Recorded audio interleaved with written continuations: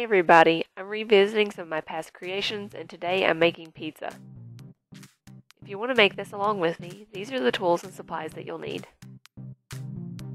Start by taking a couple different shades of tan clay and mixing that with a white and a translucent clay. I'm going to take that clay and roll it into a ball and then flatten that ball out a little bit for my dough shape. Then taking this rounded tool I got out of a clay set a long time ago, I'm just sort of indenting the center to create an outer crust. You can use a ball tool if you have one.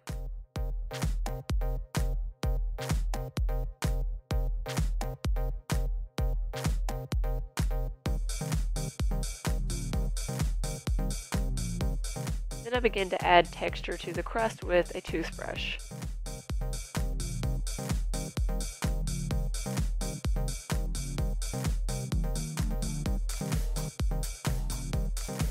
To continue sculpting, I use my fingers and my super fancy sculpting tool of a bobby pin that got stretched out to continue refining the shape.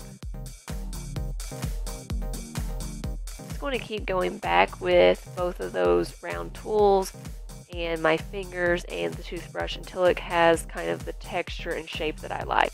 I decided that I wanted this pizza to be a large, so I'm measuring it, and it is a little over an inch. Then I start shading the crust with chalk pastels.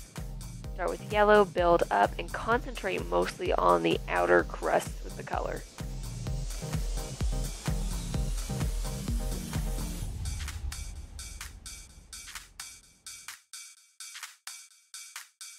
Also going to add some more texture by creating little cracks in the crust with a needle tool. And for the pizza sauce, I take a few different shades of red and some chalk pastel and some liquid clay and just sort of mix that together until it's got that nice sauce consistency. Then apply the sauce to the pizza. You only have to apply it to the edges because that is the only part that'll end up being visible when you're done.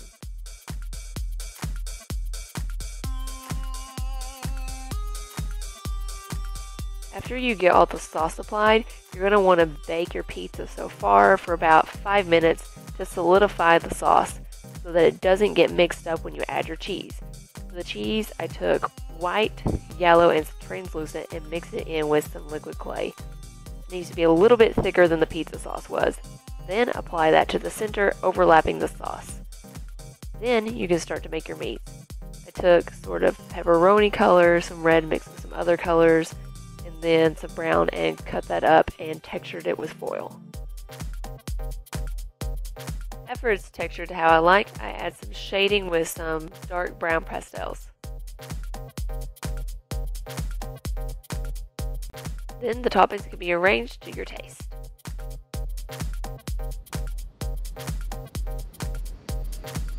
Once you're done arranging toppings, you'll want to finish baking your pizza.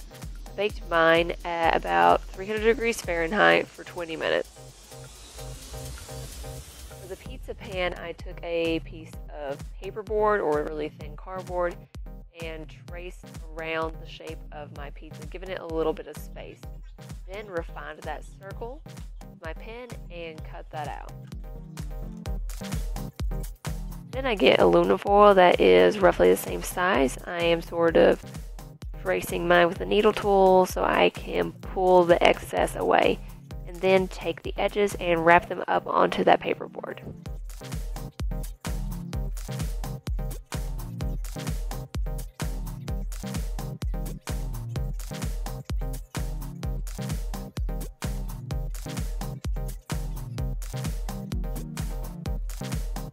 I wasn't super satisfied with that coverage, so I actually took another piece of foil, and instead of cutting it into a circle, I just perforated an edge and wrapped the edges around that, which covers a lot more space. Then I took some industrial strength glue and put it on the bottom of my pizza and stuck it to the side of the pan that has the raw edges showing. This way, that'll be covered up, and if you flip your pizza upside down, it'll just be a nice slick pan. Then to give a little bit of shine to my cheese, I'm adding some dimensional magic and spreading that around with a toothpick and my finger. And once that dries, it's done. Here is my old pizza. You can see I had sauce all over it, and then put on a little bit of cheese and some toppings. And then here is my new pizza. Of course, there's still room for improvement, but it's a great learning experience and a wonderful way to see how you've improved over time. I hope you enjoyed this video, and thank you so much for watching.